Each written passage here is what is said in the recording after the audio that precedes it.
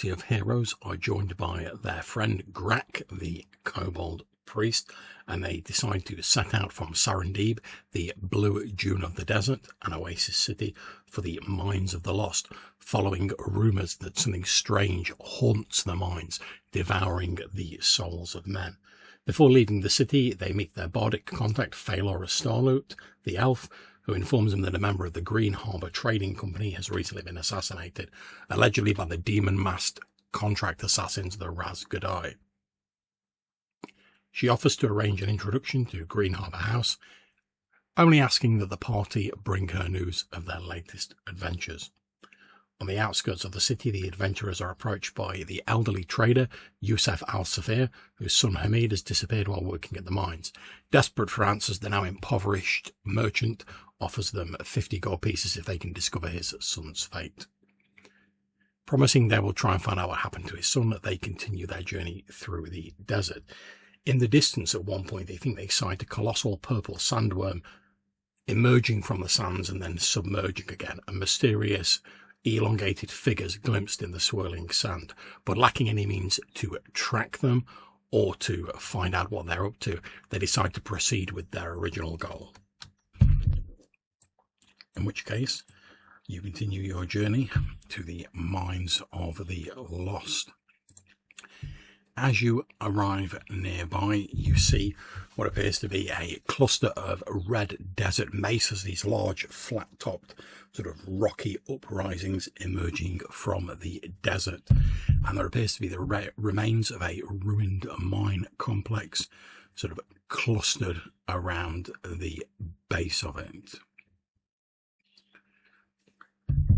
As you continue, the desert opens into a bowl of these redstone mesas. This dead mining camp lies slumped beneath the cliffs. The tents are sun-bleached and stiff as old skin dried by the desert air.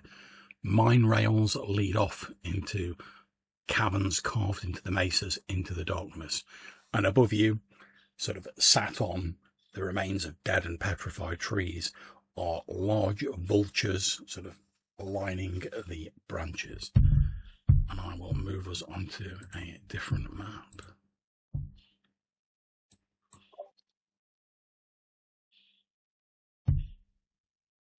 We need more vulture meat. There we go. Okay. So, looking around the sort of dead mine camp, you can see the remains of 3, maybe 4 campfires, long cold, obviously not been used for some time. There's a broken sign lying on the floor, which when you nudge the pieces together, reads Al-Nashir Consolidated Ore Works. And there's the remains of a few probably once water barrels dotted around, and some old tracks suggesting there were several people here recently, and obviously there's numerous animal tracks and such like dotted around.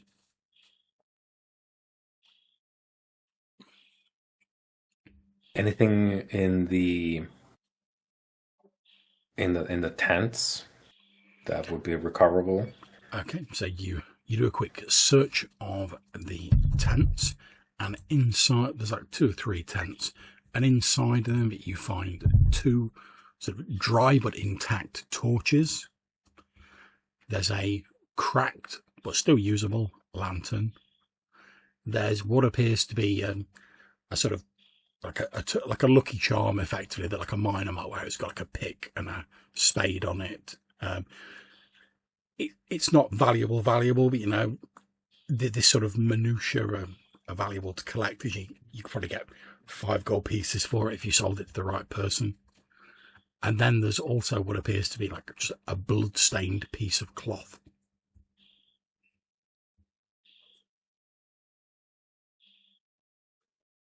Does anybody have space for this? I'll replenish my own torch, which we used last time. Yep. But that leaves us with torch, lantern, I got a torch. tool, implement. Yeah, so it's like a small token. It's not like an actual spade or anything. Yeah. It's like a small necklace, a miner's lucky charm, effectively. I can carry the amulet and the lantern. Yep. And unless somebody wants the bloodstained piece of cloth, I think we're good. Okay. So what's next, guys? John, I'm fairly sure of what the answer is, but just to clarify, it is dry blood on the piece of cloth, Yes. and it is not an unusual color. No. It like dark. Yeah. No. All right. Okay, what's next, Okay. guys? Looking around, you can see what appeared to be the mine rails heading off, as I've said, into the sort of darkness. There's also what appears to be as a number of these animal tracks, I said, sort of dotted around, almost like a sort of well-worn trail that's been used by animals in the area several times. Do they look like big animals, or? Well, do you have any sort of like wilderness background, or failing that, you just make me a wisdom roll? I can make a wisdom roll, that's D20. Yeah, D20 plus your wisdom modifier. Yeah. 18. Okay, so you've had a bit of time, sort of. Obviously, you're not native to Kemet, this area. None of you are, but you spent a while here. You know the sort of common animals you tend to see in the desert.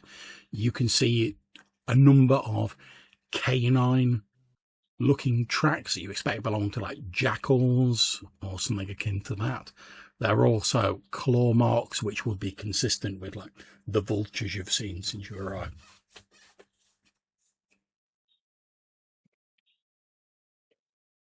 Do we want to follow the animal tracks?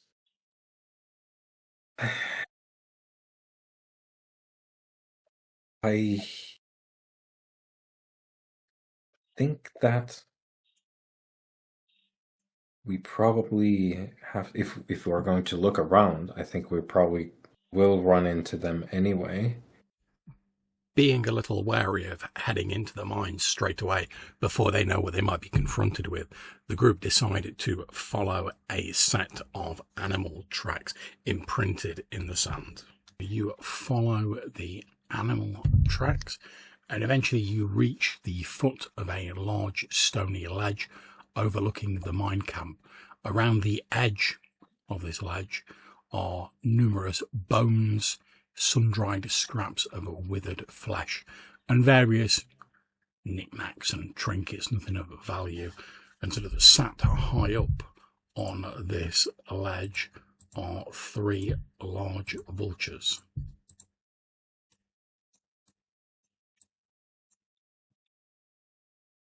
As you get nearer, one of the vultures says, "Well, if you're going to look around, you're bound to run into us anyway."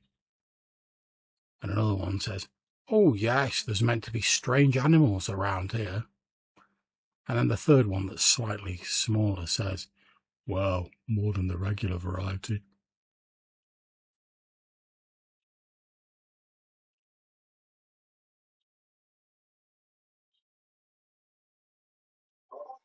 Right. Good day. One of the large vultures says, "Good day." I am wondering, I'll point at myself, I am wondering if you can understand language or if you are repeating sounds back at us. The smaller one says, "Understand language." Fucking birds. This is a strange land.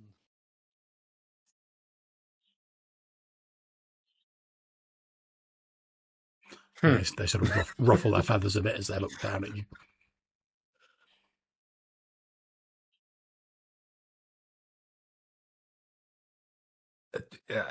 Are there other creatures around?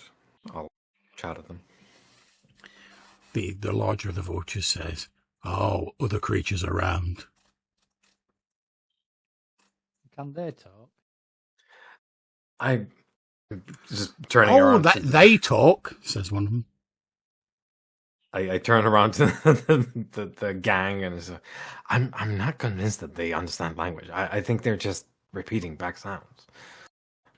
I mean, they're not repeating. Seem to be what we're having a saying. conversation. Oh, conversation.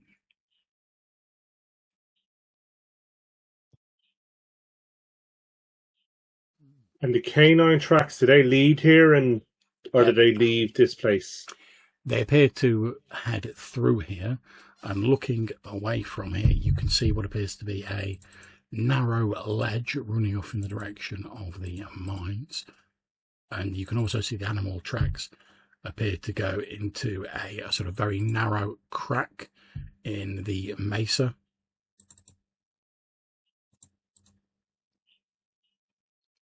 I don't suppose any of you three have seen any more miners, people like us, come through here. One of them says, "Oh, miners, yes." Where? It sort of moves its head and sort of nods towards the crack in the mesa. Thank you. At which point one of the vultures sort of bobs its head and then says, "Tell me, what should be done with your body when you die?" I was Eat it. about to ask what's good to eat around here, but I think you've just answered my question. At which point the slightly smaller of the vultures says, "Oh yes, and let me ask you, if you were starving, which of your companions would you eat first?"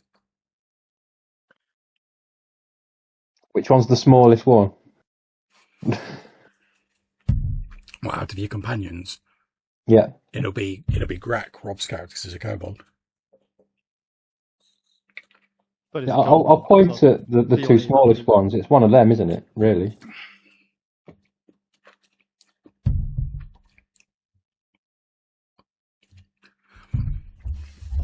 At which point the sort of larger, well, not the largest, there's a second largest of the vultures that has like a really sort of pronounced like ruddy hue to its neck says, "You should be careful. The blue stone below eats names." Thank you. And that's had a loud cawing sound and preens itself. Do you eat the miners? "Oh, no, says the largest of the vultures. "No, they're not dead. There's something worse. Have they lost their empty. name? They're empty. The bits of them that make them have all gone away, gone elsewhere. And what's left, well..." Is that because of the blue stone? The creature sort of bobs its head. Okay. Well, thank you for the information, and just to let you know, I do intend on letting you down on the meal this evening, but I'm sure something else will come your way. At which point one of the vultures says, "Well, yes, but if one of you should die, we'd be most grateful if you could leave them here." That's a natural burial as far as I'm concerned. After some further discussion, the group decide to follow a narrow ledge leading away from the talking vultures to the east. And you start making your way across this narrow ledge. Okay, so you arrive at the sort of edge of these mine rails, and you see a collapsed wooden platform hanging over a vertical shaft. A rusted ore bucket swings from a very frayed rope. The mine rail ends here, as though the ground sort of exploded upwards here and sort of like sheared off the mine rail, which ends at this vertical shaft. looking down it, you maybe drop a pebble down it or something, you reckon the shaft's about 40, 50 feet down. You can also see a sloping tunnel, almost like a side tunnel, which seems On to the be, way down.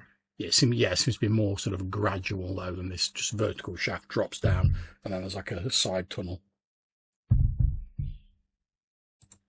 Is the side tunnel like inside the shaft, like on the shaft wall, or is it like a separate entrance It's above a separate ground? entrance above ground. Okay.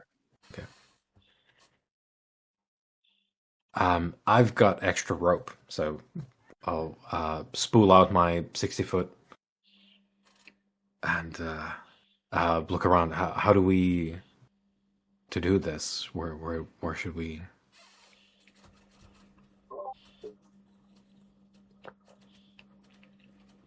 Is the winch in good enough nick that we could tie a rope to it? The actual winch itself doesn't appear to be in terribly bad condition. It's mainly the rope and the bucket that look a bit sketchy. However, Grack, as you're sort of checking over the winch to ascertain this, you find yourself face to face with a bleached white skull. And as you sort of start backwards a little bit, you see that there appears to be a skeleton tangled up in the winch. As you look at it, you see the skull of the body appears to be gnawed open. It has like animal teeth marks around it, and inside of the skull you can see what appears to be a faint glowing blue light. Okay. Is it a blue light that I'd recognize? Is it? No. No. But peering a little closer, you can see that the light appears to, without touching obviously, you can see that the light appears to be coming from a tiny sort of blue crystal inside of the skull, and it's like shedding this slight blue light.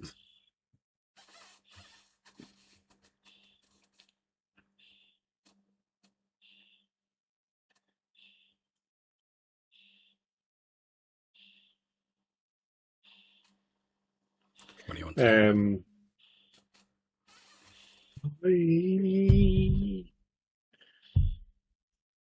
I don't want to touch it. Is it possible to tie a rope onto the winch to lower down into the shaft without touching the skeleton? Yeah, perfectly possible.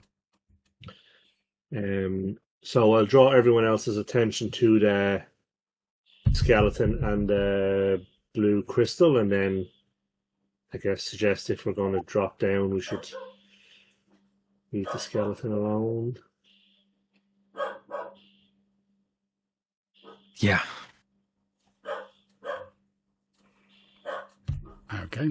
Yeah. So is the plan to tie off a rope and descend down the shaft? Yeah.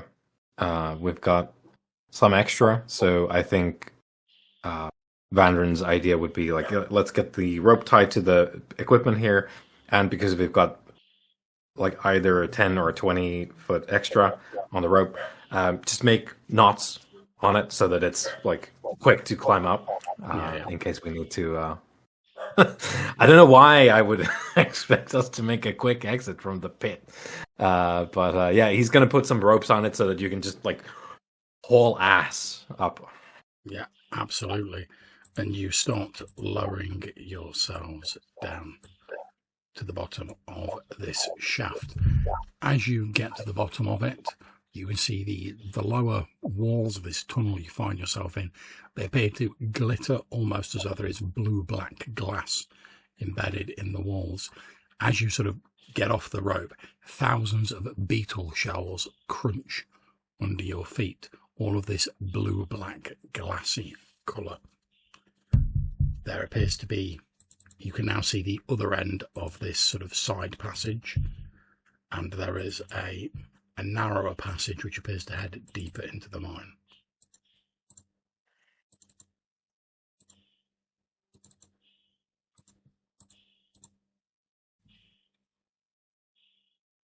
Right, so everybody remember their alias. It's very important. Dashing. One thing you do notice as you're in this sort of lower mine passage is because of all these thousands of beetle shells and the sort of glassy smoothness of the floor and the walls, it's quite difficult to move quickly down here. Do we know what sort of, I guess Vandrin's thinking about, do we know this beetle? Like, what does this beetle do? Is it... It appears to be obviously a sort of scarab beetle, although it's not of a particular genus that you're familiar with. You've seen scarab before. Normally they have sort of almost lacquered, like black shells, whereas these seem to have almost like a sort of glassy, sort of shiny blue shell to them. Are they just the shells, or are they like dead beetles with all the bits intact? There are dead beetles, all the bits. There are just shells where obviously the insides have sort of disappeared. Yeah. You can see like the old sort of like live beetle sort of scuttling about. They don't appear to be particularly bothered by your presence. I'll just pick an intact one. And then just slip it in the pocket. Yep, not a problem. You have a glass scarab. That doesn't take up one of your inventory slots because it's tiny. Yeah. Just to make sure, these blue things aren't glowing in any way, shape, or form. They don't appear to be. When they catch the light, they do have a certain iridescence to their shell, but they're not actually shedding light themselves. That's fine.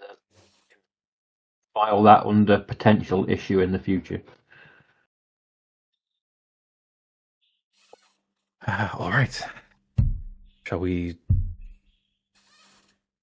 proceed? Let's pick an order to continue then, shall we? So we don't know what's coming. I recommend one of us that's going to be capable of hitting things be at the front and the back, and then we'll put the other two in the middle. Sure, yeah.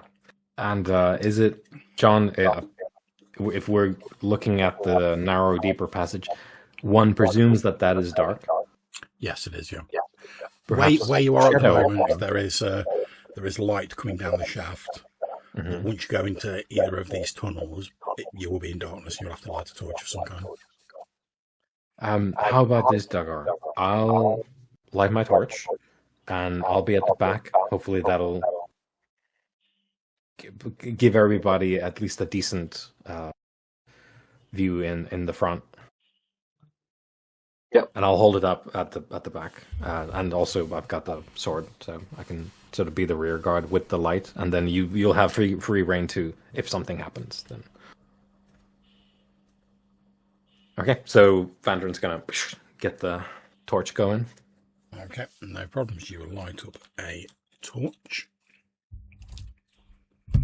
As you light your torch, the carpet of beetle shells around you begins to move and undulate as a large swarm of living glass scarab beetles, attracted by the warmth and light of your torch, emerges from beneath this sea of shells of their dead relatives and begins to surge towards you all. Throw the light away. I'll cast it in at the entrance of the side passage. Okay, cross off your torch. You throw the torch away. The glass scarab swarm immediately sort of surges towards this torch and almost engulfs it. And a few moments later, like the light just disappears under this seething swarm of iridescent, glassy, blue-black insect bodies. Anybody good at seeing in the dark? Hang on. Well, I mean, if it's any help, I can tell you that there aren't any races that have dark vision in Shadowdark. Oh. Yep. I'm just, I guess, hoping That's not helpful, although it does answer the question. I can create a floating disc. Can we stand on that, or is it just for gear slots?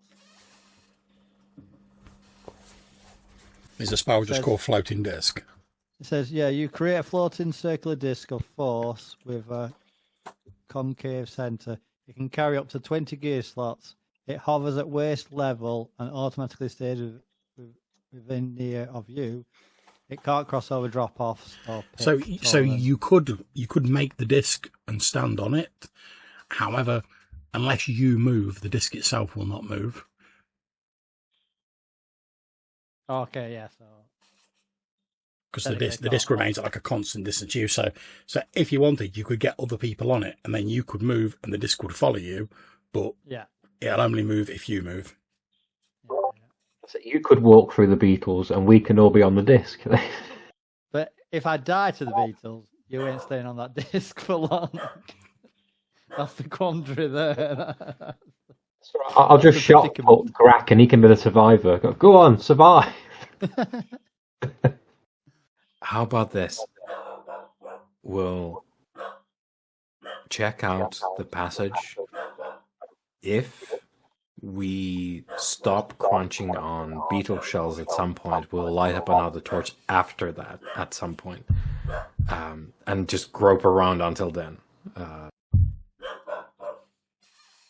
think if we aim for the crack, because was it emitting light? Did you say? No.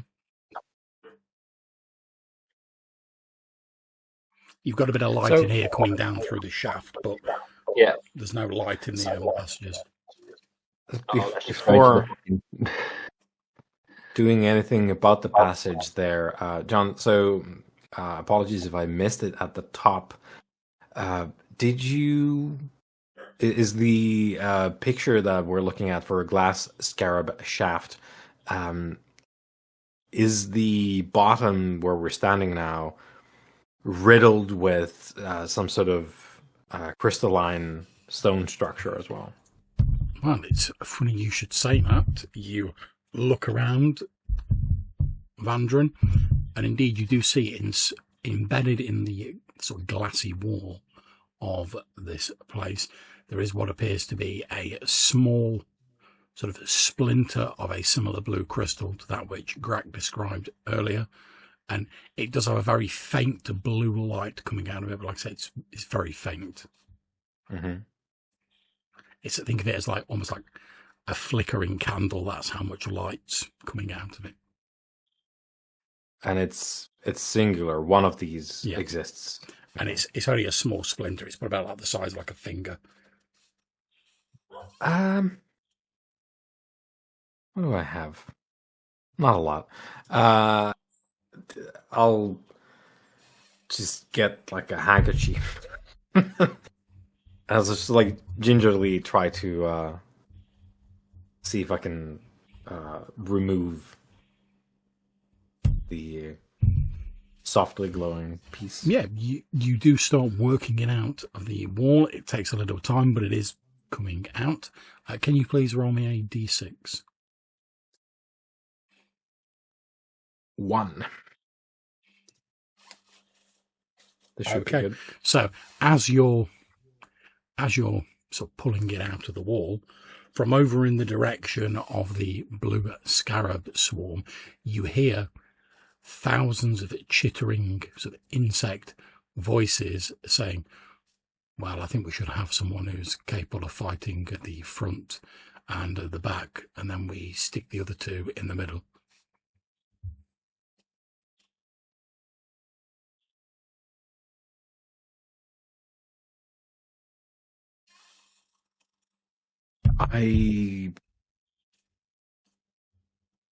I think this is a bad place.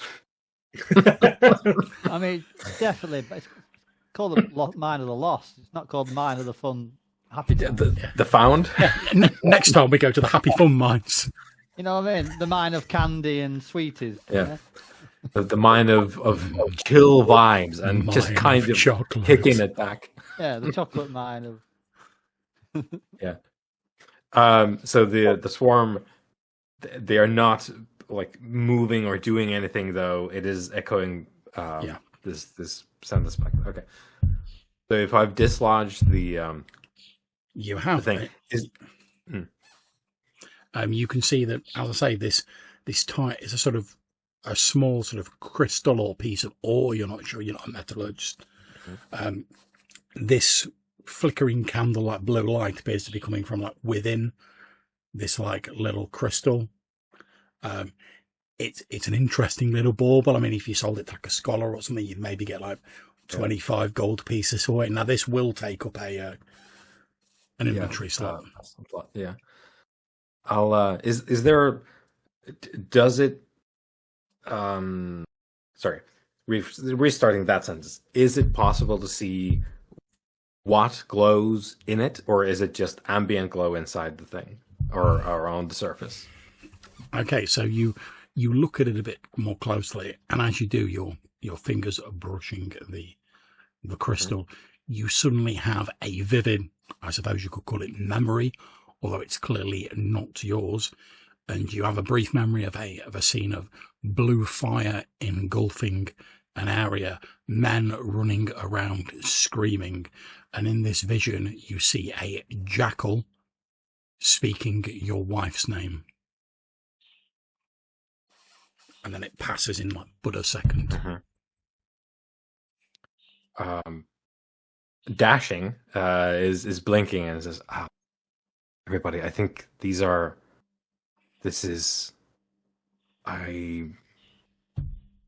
I don't truly know what this is, but I think them out there, maybe they've eaten like bits of this, or maybe everything here has eaten bits of this. This is like somebody else's life.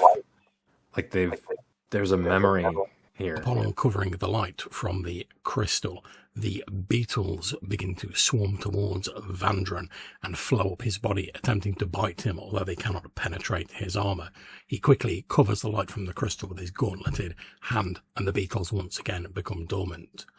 Thinking quickly, Dougal picks up his companions and carries them across the mess of beetle shells to the entrance to a tunnel sloping down further into the mines. Well, that was exciting. And I suppose if I were to throw this somewhere, if we meet more of the scarabs, they would just chase after it. So that's excellent. Light. We know it's light, not heat. Yeah. Yes.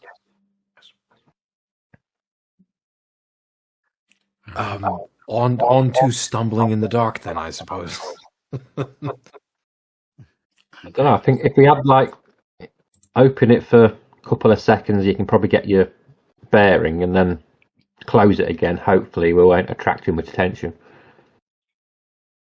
If I go a little bit into the passage, John, and do like Yeah, so you do like that, and you get like a brief, almost like camera flash of where you are, and when you do that, like the swarm does start moving towards you, but then as soon as you go like that again, they basically just stop where they are. But yeah, Dougal was absolutely right. You've moved some distance away from them, and you're going like, they've moved for a second. They're not going to get to you in like 2-3 seconds or whatever. So, but yeah, as you've sort of gone like that, you've got a brief impression of this passageway sort of curving round and heading down deeper into this mine. And then just as you sort of go like that and sort of cover it up, you swear for just a second you saw like a pale face at the very end of this passageway sort of looking at you. And then obviously you've sort of gone like that quickly and it's plunged into darkness again. I'll open it back up and I'll just leave it because I know that we've got we've got like distance in the bank, so I'll just keep it. So you open it up again, and what you thought at first was a face sort of at the end of this sort of sloping passageway isn't actually a face. It appears to be a sort of fairly featureless clay mask that's sort of set, sort of like hung on the wall. There's like a nail in the wall and it's hanging from it.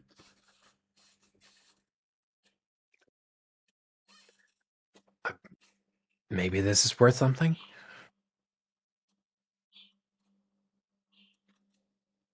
Do we want to pick it up? As we go along. Okay, yeah, so when you get to it, you see that it is, and you would know this from sort of common knowledge that you've got from being in Kemet for a while. It is the practice of several of the local peoples that when someone dies, as they sort of like wrap their bodies up in like funeral wrappings, they put a clay mask on the person's face. Sometimes it'll have like inscriptions on it, you know, like the deeds of the person or their name or something. This one, but before they're sort of placed on the inscriptions, the paintings on them, etc., are done as part of like the funeral rites. Whereas this, when they first go on, they're sort of plain, as this one appears to be. If you want to take it, you can have a Cometi funeral mask.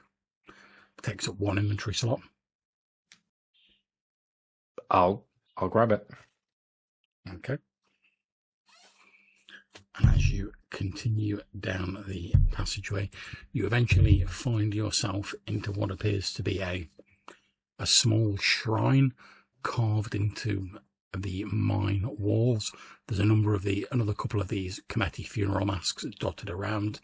There's a couple of like clay lamps and what appears to be a stone relief of people clad as miners, sort of on their knees, holding up and it's obviously it's fairly crudely carved, holding up what looks to be metal or rocks of some kind, so up like that to a shining star. You know, if you've ever seen any of the sort of older depictions of like the Star of David, where it's got the beams of light coming out of it, it looks like that. It appears to be very old. There's a sort of smell of like old, very faint sort of incense that was burned long ago hanging in the air here. The air appears almost thick with dust and this old sort of faded fragrance.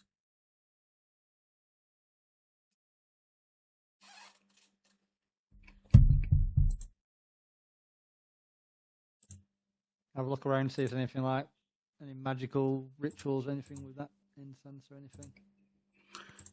You have a look around. You don't see anything magical as such. However, as you're searching around this this sort of carving, this stone relief, you do see that there are letters carved into it of a language, of a sort of flowing letters of a language that you are not familiar with. Offer it the blue stone dashing. Is there a particular like offering bowl or There doesn't appear to be. And as you're also moving close to look at it, does anyone speak Celestial? Yes. I do. Oh, no, sorry.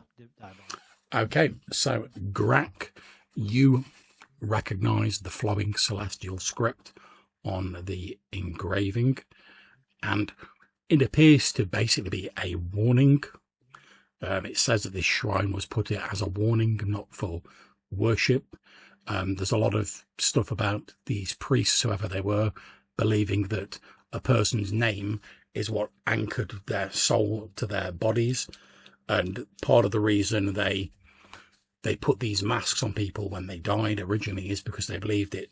If someone's name was forgotten, that person's spirit would also disappear and be forgotten. And then it has a warning that speaking one's full true name in front of certain celestial powers can be extremely dangerous because they can take that name and in essence take the soul of the person.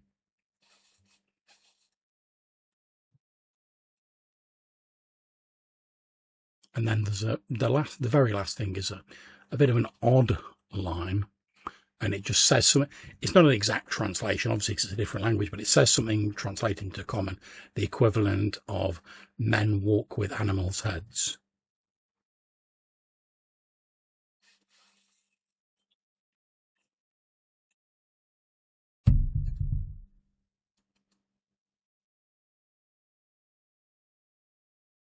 All right, scratch the offering. And Vandron, as you're sort of, obviously you've got the mask that you've picked up. As you're sort of looking at it, you see that it appears to mostly be made out of clay, which has obviously got quite sort of dry and brittle because of the desert air. And as you're sort of like unavoidably like scratching it a little bit. Like a little bit of this clay falls off, and you can see that the clay actually appears to be applied over a sort of blackened bronze. Okay. So like there's a blackened bronze mask, and then they put this layer of clay on top of it. Given the metal that's there, the mask you've got is probably worth about 40 gold pieces.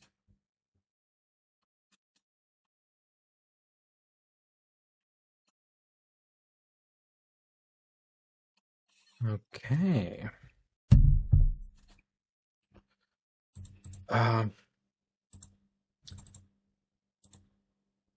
It is a dead end here, John. No, it is not. I just realized.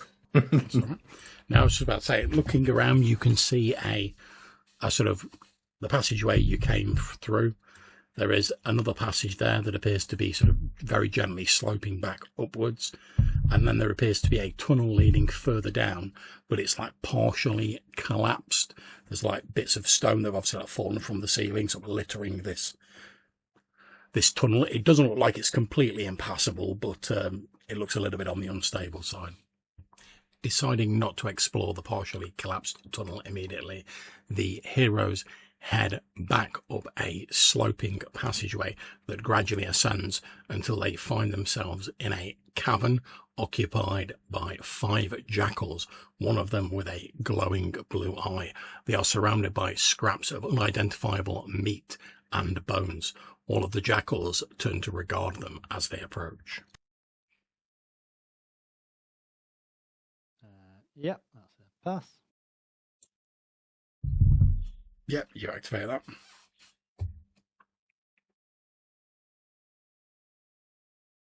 A couple of the jackals sort of like look up as you're entering the area, but they don't make any sort of moves to immediately attack you or anything along those lines.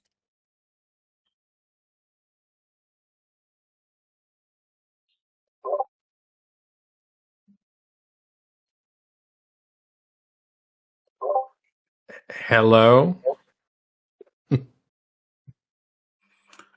All of the heads of the jackals turn to look at you.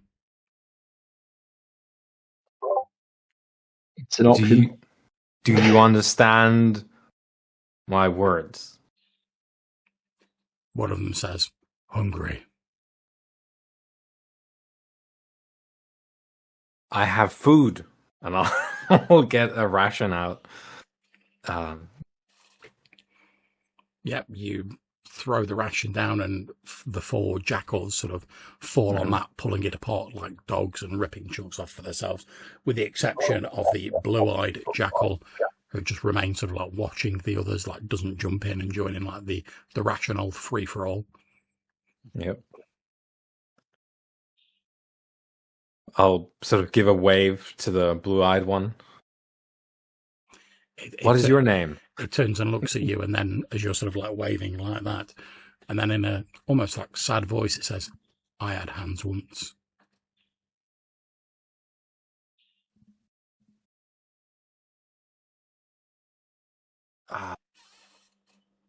And currently you have paws. Is what brought you to this state of affairs? I had a wife. I had a name. The blue thing is eating my name.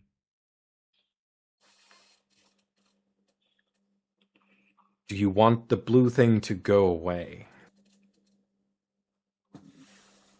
While it remains, we cannot leave this place.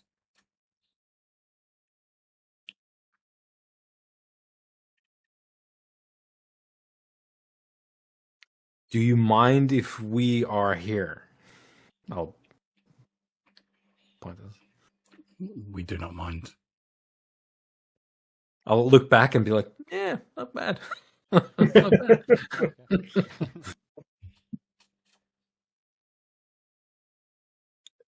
Can we help other than food? One of the jackals looks up and says, "Afraid."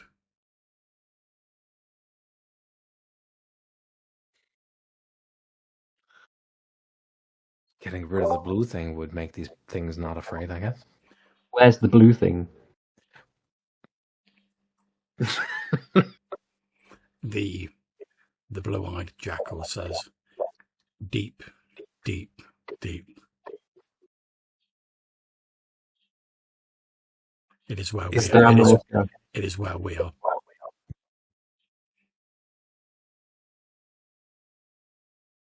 Is anybody down there? It is where we are. Where your body is. What is left of us?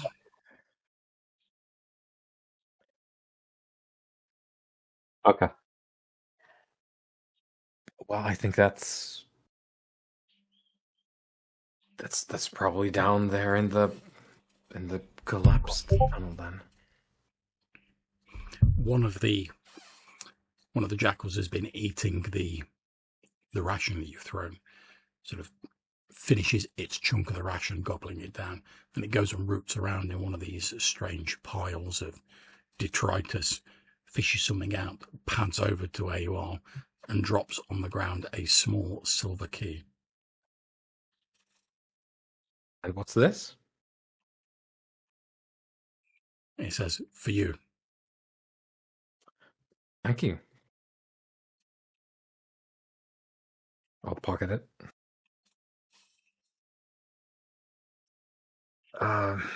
As the rest of you are sort of looking around as Vandran's pocketing this, you notice that the blue-eyed jackal, as he sort of sat on the ground with his forelimbs out in front of him, there appears to be a piece of parchment sort of underneath one of its paws, as though it's sort of like trying to hold it, but obviously it doesn't have hands, so it's just like resting its front paw on it.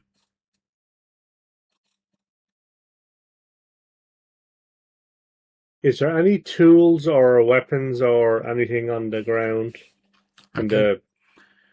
You have a quick search around. You find a small bone, like very nicely carved, bone-handled knife. It's only about that long, probably worth about 8 gold pieces. Takes up an inventory slot. You also find a cracked hand mirror, probably worth about 5 gold pieces.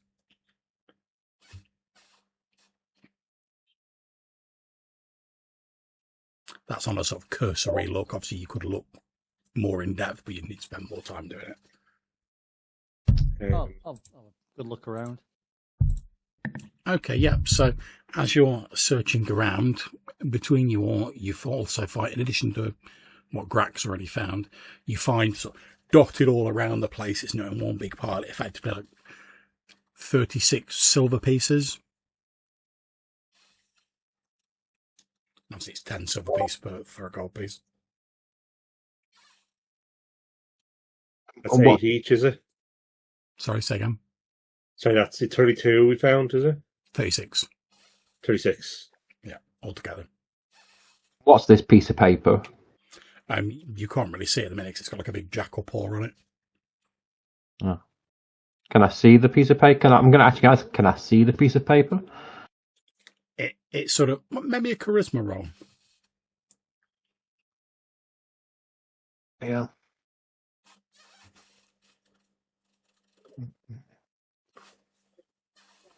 $19. Boom. Okay. The blue-eyed jackal sort of moves back away from it, and then you actually see like a tear run down the jackal's face, and it says, "I can no longer hold it or read it." And it's sort of like with its nose, it sort of nudges the parchment towards you. I hope it's written in common. It is indeed written in common, in a very sort of feminine handwriting. It appears to be a love letter from a man's wife written to a man named Hamid. Basically, his wife saying how much she misses him, but she knows he's doing important work. She looks forward to him getting home soon. So that it's just basically the kids have been missing you. We can't wait to see you again. All my love, and like his wife's. You can't really read the names. It's all like a signature. But it says, "All my love, my dearest," and then it's signed with presumably the wife's name.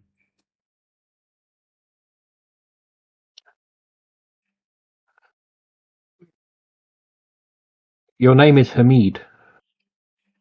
It was. No, it still is. Well, maybe we can negotiate that down in the Fix that. Yeah. Yeah. Did we find anything? I'll sort of look to Grack and sorry, I think you guys were looking around. Did we find? Are there any tools to clear or help clear the partially collapsed shaft? Although they haven't found any tools to clear the passageway to the south, the heroes negotiate with the strangely intelligent jackals and agree that if the jackals will help them unblock the tunnel, they will provide them with additional food. And good to their word, the heroes provide them with several rations. The jackals follow them back to the tunnel, and over the course of a number of hours, with the help of the heroes, the jackals are able to unblock the tunnel. They then take their food and return to their own cave, leaving the tunnel free for the heroes to progress down. So you head into what you think must be the original mining sort of face. It's now a collapsed wall of stone, broken tools, and glittering ore veins. The stone sort of on the face appears to hum faintly, and you notice oddly that some of these broken picks appear actually sort of fused into the rock, rather than like they've been sunk in. They've actually sort of like merged with the rock. And as you're sort of looking around a bit in the flickering light, you can see a skeleton. Its lower half is like seamlessly like melded into the rock, like it's sunk into the rock, and it's reaching out a skeletal hand towards what appears to be a small, I suppose, iron strong box, you might call it, you know, so with a big lock on it. A lock and a key. I'll toss, because I presume I'm at the back. I'll toss the key that I have up to the front. Okay. Let's open up the... Okay. The key fits in the lockbox, and inside you find 80 silver pieces, 30 gold pieces, what would appear to be a tablet, which is almost like a sort of payroll, I suppose you could call it, and it has the list of the names of 17 miners on it. There's a sealed vial of clear oil, viscous-like substance labelled for blue burns. And then there is what appears to be a small bead about the size of a marble of a similar blue substance to the crystal that you have, Vandrin. Again, shedding like a soft blue light out of it.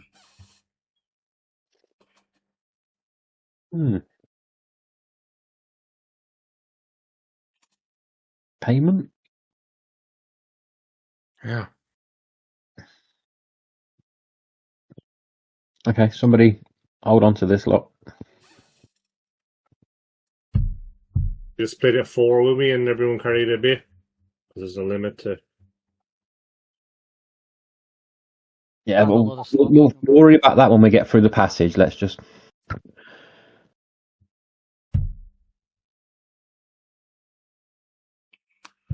Okay, D, can you please roll me a D6? Yep. 1.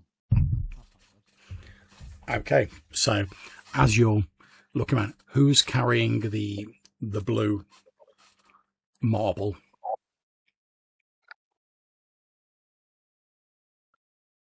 I've got one. Maybe, unless anybody else specifically wants it, maybe we just... I'm already carrying around uranium. I might as well get the next piece.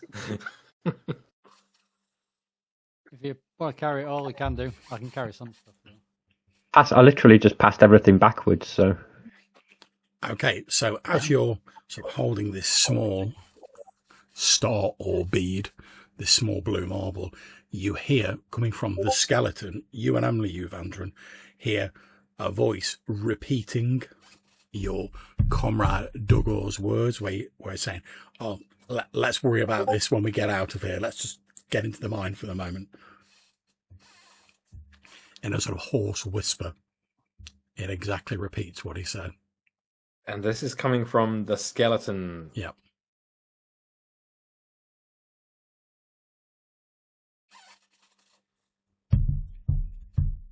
Yeah. Green. Count to 5, if you would. I want to test something. Just vocally count to 5. 1, 2, 3, 4, 5. 1, 2, 3, 4, 5. All right.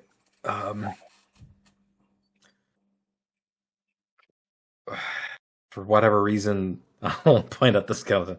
For whatever reason, this is saying what you are saying to me, and I don't know the implications of that. I'm just going to smack it with my staff.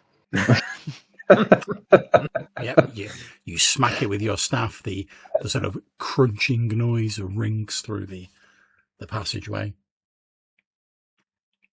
Grack, as you're sort of looking around, you can see that as well as the sort of collapsed tunnel you've come down, there are two sort of passages sort of splitting off and sort of carrying on deeper into the mines.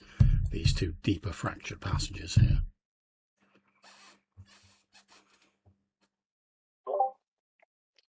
Can you hear it now? Can you hear it now? Does anything differentiate them? Let me think. So, as you're sort of looking down the tunnel to the east, if you strain your eyes, you think you can see a faint blue glow, like very faint, coming from further down it. As you're sort of looking down the southern tunnel, you can't see anything remarkable about it. But if you listen very carefully, you think you can just about make out faint whispering sounds coming from down here, but you can't make out exactly what they're saying.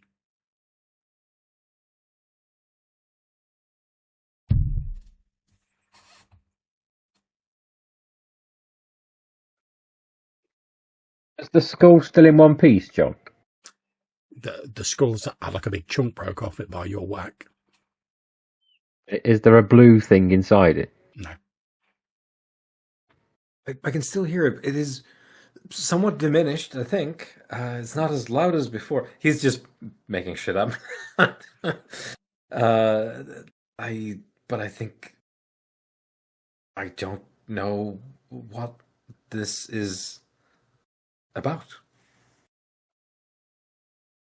Clearly, you are not, whoever this was. So, I reiterate, this is not a good place, and I think we should quickly This is pick a definitely a direction. bad place. Yeah, we can agree that. This is definitely a bad place. We can agree that. We should move. Which one? I think we go left or right. Take this one. Does the skeleton have the pickaxe that it has on the picture, John? Yeah. Should we get a pickaxe? I'm full up, but if somebody's got, can anybody Just pick up the pickaxe. Yeah, I've got slots. Yeah. Just pick up the pickaxe. Yep. Just grab that pickaxe.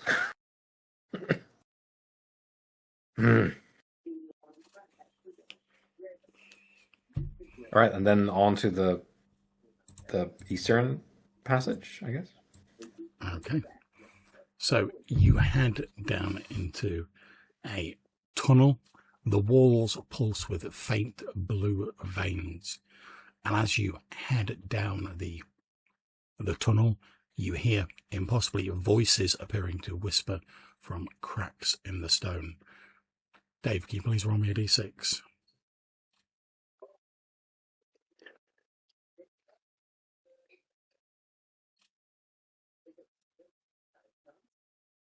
Ooh.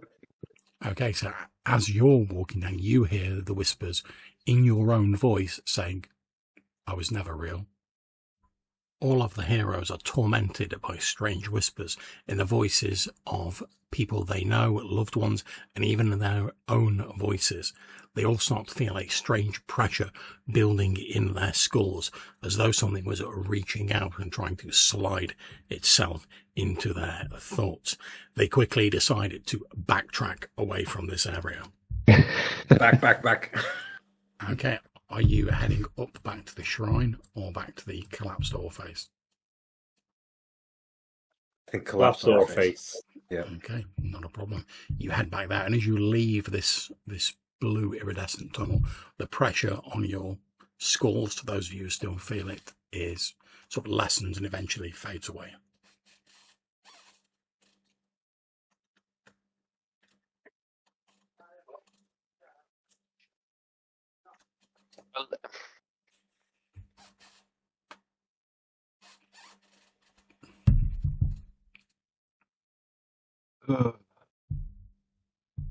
Did we move down? Yeah, if that's Yeah. what you want to do. Yes. Okay, so you follow the passageway south. You arrive in a rocky chamber which appears to be aligned with the husk dry bodies of miners, prospectors, and various animals. They're sat upright against the walls, glassy-eyed and hollow. Each of them appears to have a small blue crystal in their mouth, and their mouths hang open, this blue light shining out. As you all enter, in unison, dry, dusty, desert sand voices from all of the bodies whisper, "Who wears us now?"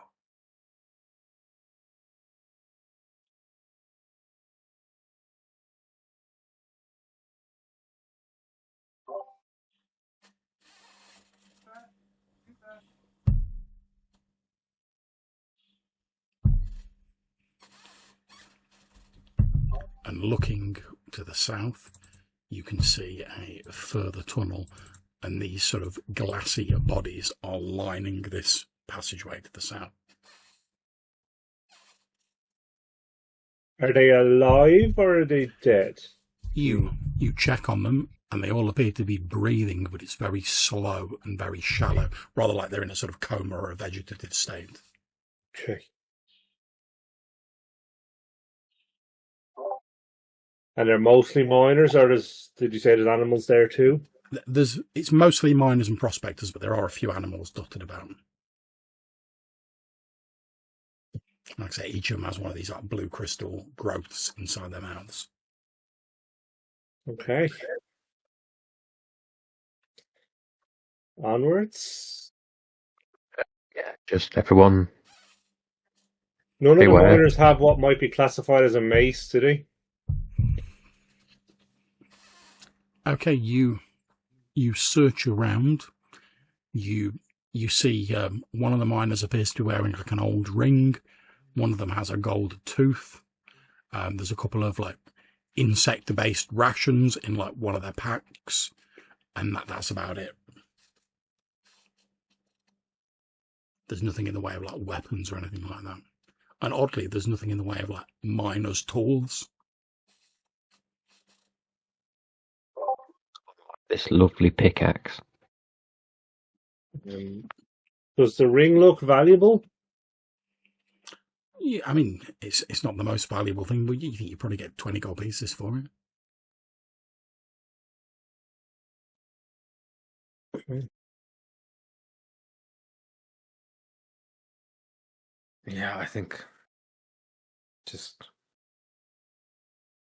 as long as nobody's standing up, just go ahead. Okay, so you're moving on. Yep.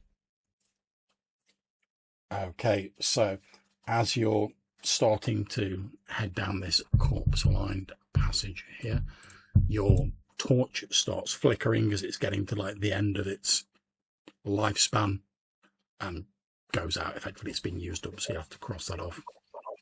I'll pass him a fresh torch as it's going out. So Yeah, no problem. So you get past the torch, Greg, that you light off the old one before it goes out. Okay. Not a problem. And you continue into the next chamber. The tunnel opens into a cavern of blue light.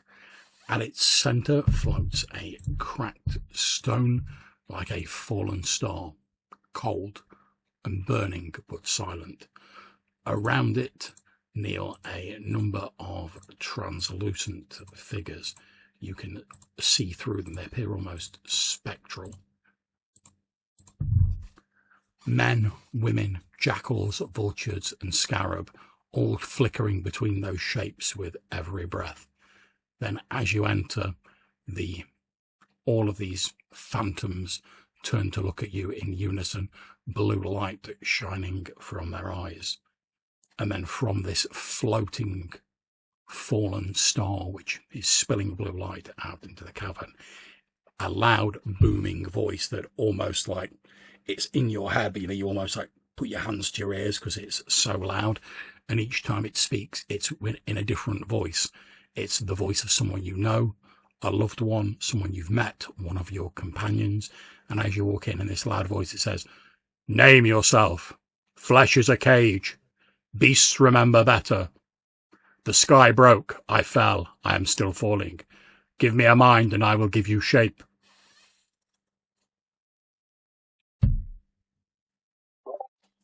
No.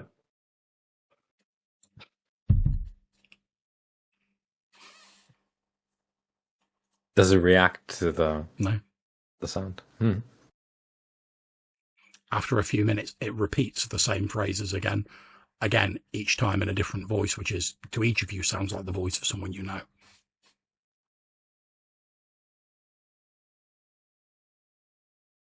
And the translucent figures, they don't also react at all.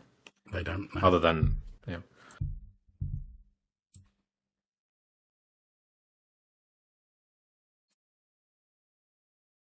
I've got the pickaxe. Yeah, I think Dashing is pointing at the pickaxe and then pointing at the... Yeah. I'm going to go and use the pickaxe on the big blue stone. Okay, as you start you pick the pickaxe up, and as you start moving towards the stone, the 6 translucent figures suddenly stand up in unison. Can I cast a spell? Yeah, what spell would you like to cast? Turn Undead. Nice. Okay, yeah. Well, that... Make your roll to cast it. Okay, so here we go. I might use my luck point. Yeah, go for That it. seems like the play. Yeah. D20. 19 Okay. versus 11. So it's Okay, let me just do the quick check for them then. Okay, so what does Grack say as you're sort of holding out your holy symbol against these translucent husks? What does Grack say to ward them off? be gone from this place.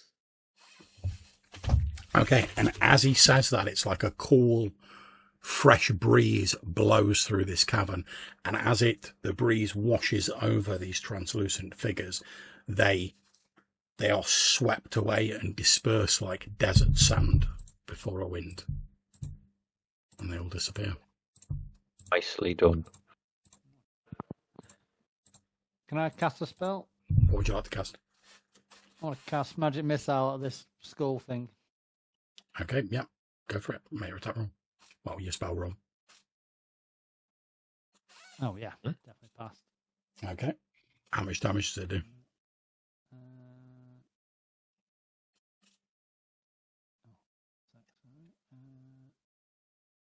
Magic missile, D4 damage.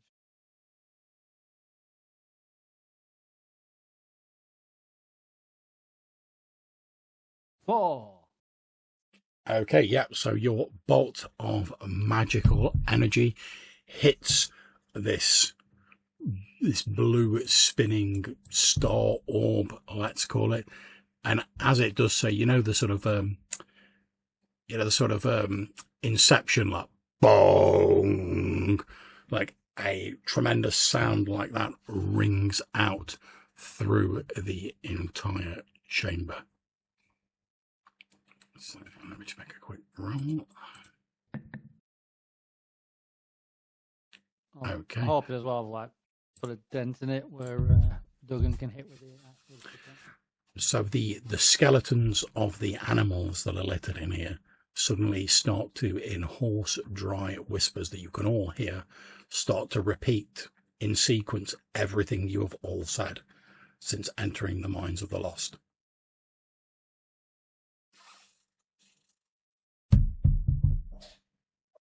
Still going to smack the thing with a pickaxe. Okay, not a problem. Make your attack roll. It's AC 15, so you need 15 or more.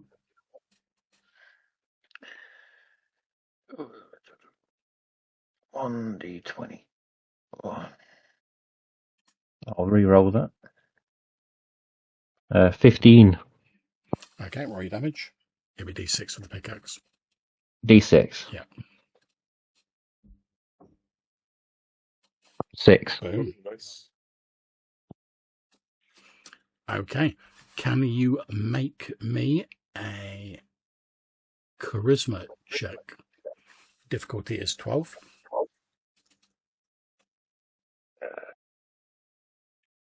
12, okay. 17. Okay, so as you strike the star heart, heard by all of you, one of the animal carcasses suddenly speaks your full name, including any middle names and surnames you may have, aloud.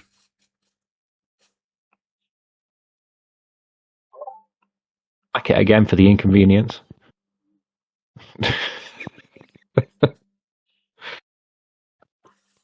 Go for it.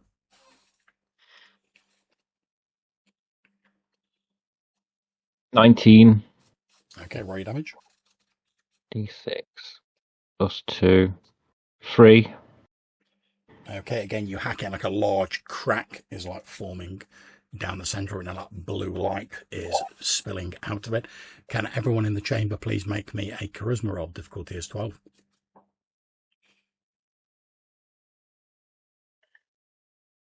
18. Okay, you're good. 10. Okay, Oh, I fail. I got 9. okay. 8. Okay, so all of you hear the animal carcasses speaking your full true names. Those of you who failed, when you next sleep, you will have a dream of running on all 4 legs as an animal. And you get a disadvantage for the next wisdom check you make in this dungeon.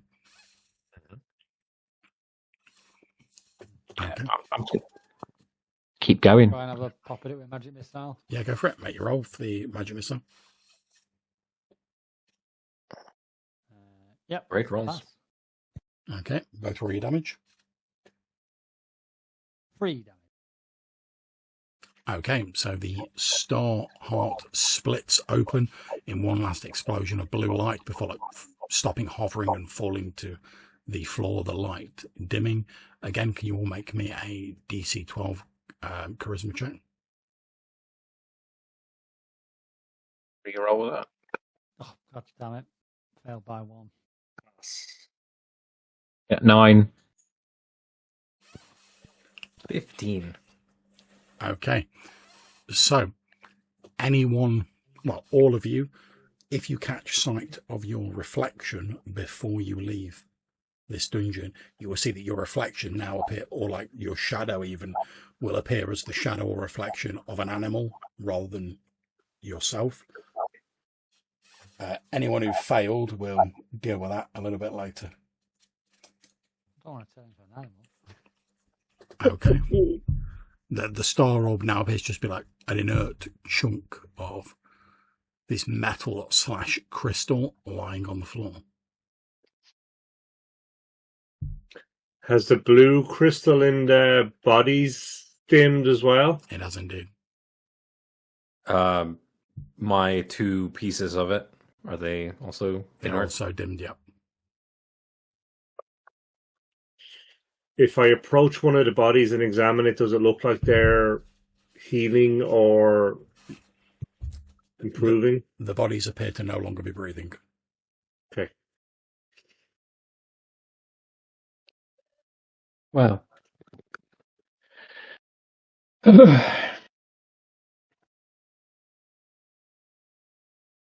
The good news is that we're still here. And the second piece of good news is that we could try to find somebody who operates mines and give them a hot tip for a new location, which is now newly cleansed of hazards. Yeah, but what is this stuff? Yeah, what is it? I mean, we could also take a lot back with us, because I can hopefully make a disc. We can carry a shit ton back with us. How long does the disc go? It takes as long as I want it to. Basically, you know what I mean? As long as I Wow. focus on it. Wow. It just follows me. Yeah, so basically if it's a focus spell, you just have to like keep making the roll to like maintain it. But obviously if you're like, I'm prepared to like hand wave it a bit, so like if you're like traveling across the desert with it, I'm not going to be like, oh, make me roll for every like combat round for these 2 days you're moving. Yeah. Make 7,000 rolls, D, Yeah. if you please. I mean, I can keep clicking. Luckily, it's not rolling, it's clicking. Yeah, just passed. Yeah, that's fine. Yep, so you conjure up this concave disc of translucent force.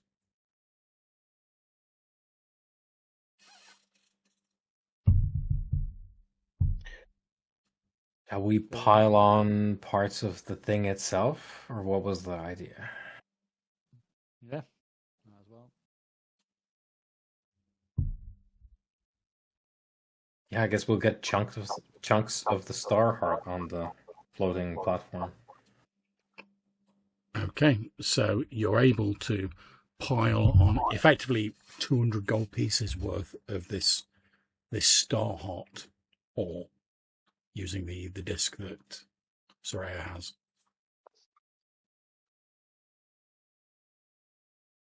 And so in this room we've got some animal carcasses and not much else right now. That's right.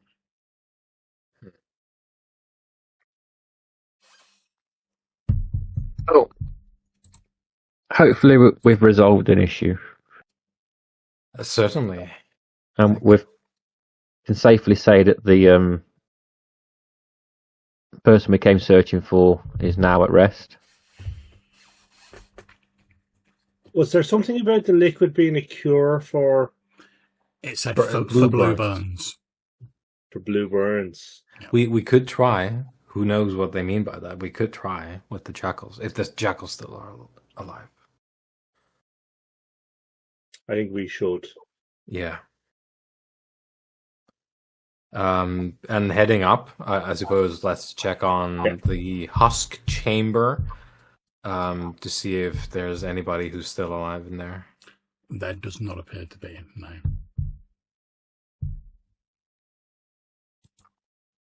Well, that's unfortunate. In fact, I'll move They us did back have into this crystals one. growing out of their faces. They did. They did, The yeah. crystal is now sort of dull and Yeah. inert. But I suppose then just skedaddle all the way up to the hyena gallery. Okay, as you're making your way towards the exit from this area, you get back to where the jackals were and you see they are no longer there.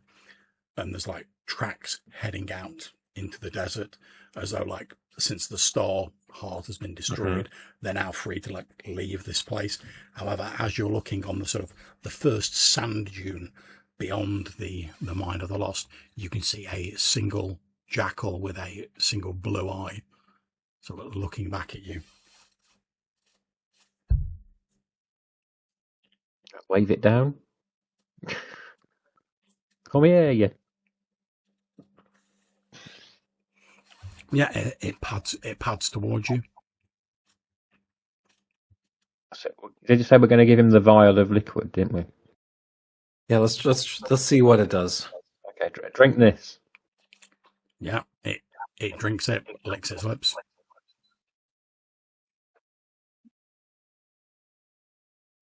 And you understand us. It nods its head.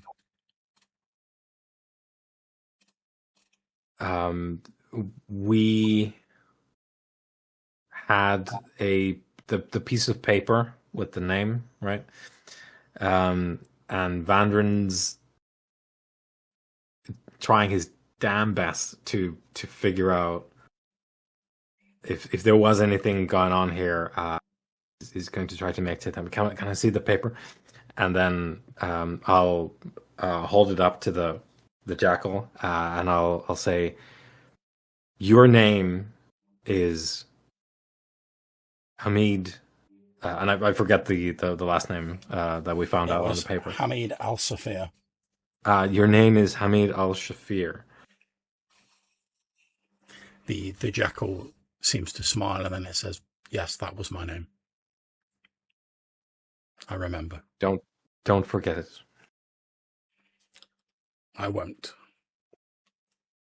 And then it sort of looks at you and says, tell my father that I died here and that I was thinking of him.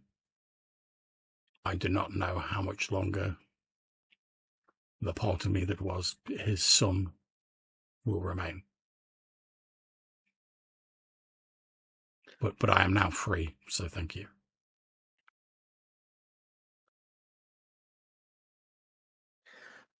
Safe travels across the dunes.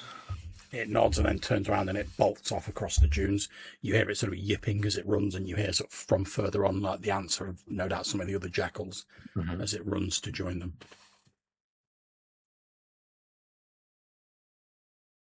I think we should leave immediately. I don't know about how you're feeling. Okay. I like the idea of some ale.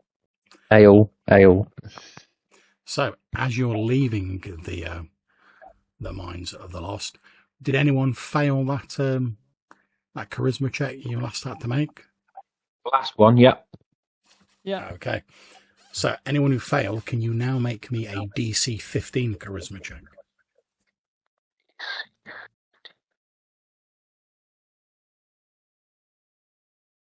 Oh, fucking hell. Obviously, you can That's a fail, you can use luck points if you wish, if you have them. Okay. No, even worse, yep. Okay, so Soraya and Dugor have failed. What about Vandrin? No, I was I succeeded, but I was just indicating that I remembered somebody did fail.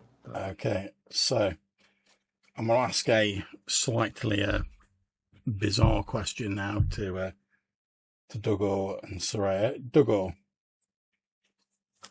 let's say hypothetically, like a part of your mind had been like duplicated and whapped into an animal. What sort of animal would it be? A carnivore, so something. Well, we've got desert animals, haven't we? So we've had jackals, vultures. I suppose like things like scorpions would be carnivores because they do eat like live thing. Probably a snake or a scorpion. Yeah. Okay, scorpion. So Soraya, same question to you. If part of your mind was to be duplicated and whapped into an animal, what sort of desert animal would it be? What kind of desert animals are there? Desert animals. Yeah, what? I don't. Okay, so scorpions, cobras, vultures, jackals. All kinds of like We got mongoose, honey badgers. Yeah, like mammals that kind of feast on like the very sparse dew that exists. Yeah, Like various desert mice? reptiles, insects, desert foxes. Lots of marsupials. Yeah. Yeah. I'll go with snake. A snake. Well- Okay. So, let's say, Doug, you're a scorpion. Soraya, you're a snake. Mm-hmm. You're both sat together on a desert dune, aware that you're not the original Dugor and Soraya, but you're a scorpion and a snake, and the two of you are like chatting to each other. What would you be talking about?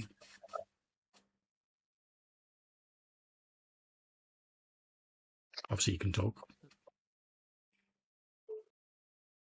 I'm just trying to think what insects can actually see. So, remember correctly, it's mostly like an infrared vision. So, so Soraya would be mostly a dark shape because it's a snake. It's a cold-blooded animal. Yeah. You're aware that who each other is. Yeah, so I'm probably wondering why Soraya looks so cold.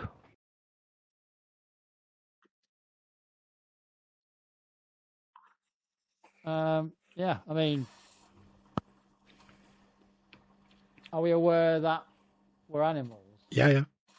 and that we shouldn't be animals? Yeah. Yeah. Well, then I'll say, are we getting out of this one then? Okay. So, the rest of the party, including Dugor and Soraya, as you're sort of heading over the dunes, heading away from the Mines of the Lost, you come across this strange scene where there's like a big scorpion with a snake curled up next to it. And as you're sort of walking past in the distance, the scorpion, in the unmistakable voice of Dugor, turns to the snake and says, "How come you're so cold?" And then the snake responds in the voice of Soraya, "What's going on with this? How are we going to get out of this one then?" And obviously, like real Dugor and Soraya, you hear this as well, as does the rest of the party. What the hell? It's a weird place. Still in our minds.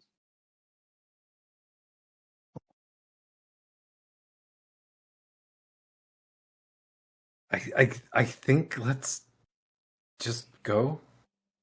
Yeah, I don't like this place. Don't talk to strange animals that talk to you in the dunes. Just leave. Just leave. Just leave it far behind. Okay. This. So, Animal Dugor and Soraya, you've now seen this group of your friends with people who look like you. So going, I think we should leave this place, and they're like walking away. What would your response to that be? You say, "Oi, you don't leave me behind." Yeah, so as you're heading away, you see like this scorpion like scuttling after you, and like Douglas' voice being like, "Oi, don't leave me behind." Yeah, I'll follow her afterwards. Yeah. And the snake's like slithering after it. Yeah. I think we got stuck in snakes or something. Yeah, what do you guys do? These two like animals speaking in the voice of your two friends who are with you and seem fine are like following after you, being like, "Oi, don't leave us behind."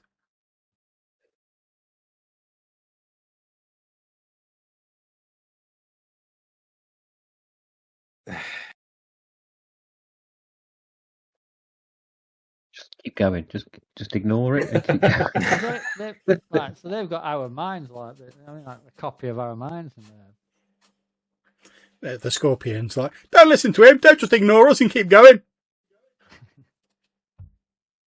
And then the snake's like, Listen. that is the sort of thing you'd say, to be honest. "I know, shut up." I'll be like, "Listen, snakes are here.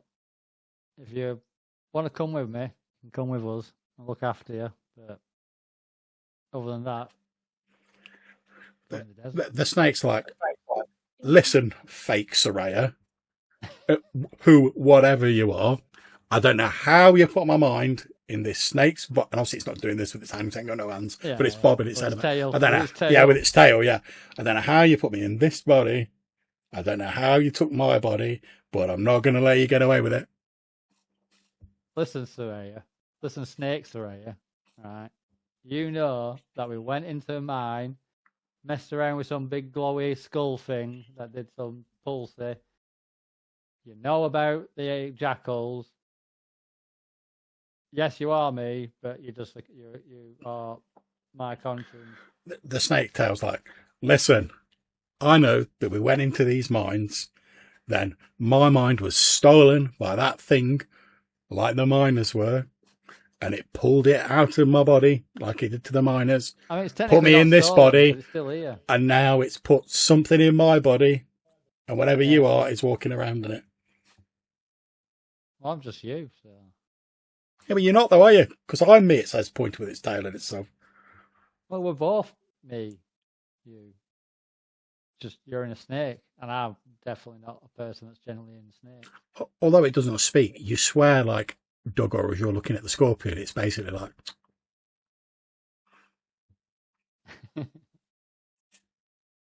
what do you guys do? Just gonna walk Come off. with us and try and work a way out how to make you not a snake anymore. Yeah. But bizarrely, as Duggar's like, I've had enough of this, and he just walks off. Like the scorpion seems to do like the same thing, and it's like walking away from the snake. I mean, Doug and Scorpion can come with us as well, if you know what I mean. But The scorpion crawls up onto the floating platform. yeah, there you go. Yeah. And Snake Soraya, get on the floating disc. The snake, like still wiggling, gesturing with its tail, is like, listen, I'll get on the platform, but don't think for one moment I'm going to stop trying to find out what you are and try and get my body That's back. fine. Yeah, that's fine. And then it slithers up onto the platform. Real. Got pet versions of us. I don't think that this will ever not be strange and weird. Well, no, of course not. But the pet. Okay. And then you continue making your way back towards the Oasis City. So it's going to take you a ration each for your travels back. How many rations can we carry in a gear slot? It's 3 per slot. Okay. And did it cost us 1 to get there, or was it 1 for the whole trip? 1 to get there, 1 back. Okay. So we all need rations. Yeah. Yeah. We're going to be trading some of this animal copy printer machine for food. Okay. So you get back to the city. Upon returning to Sarandib, Duggar, Grack, and Vandren decide to polish up their combat skills while Soraya retreats to her arcane studies. Duggar's martial prowess and aggressive fighting style impresses a local tough who appears to originate in Valkonen. The tattooed man introduces himself as Grimvar, a tattooed muscular thug who, impressed by Duggar's combat prowess, agrees to follow him on future adventures. Grack, meanwhile, was unfortunately tricked into purchasing what appeared to be a magic weapon, but it was only actually an illusion, something he didn't find out till later, but at least he learned a valuable lesson about purchasing power. Vandren, meanwhile, did extremely well at his combat training and found himself invigorated and eagerly anticipating the next adventure with the group.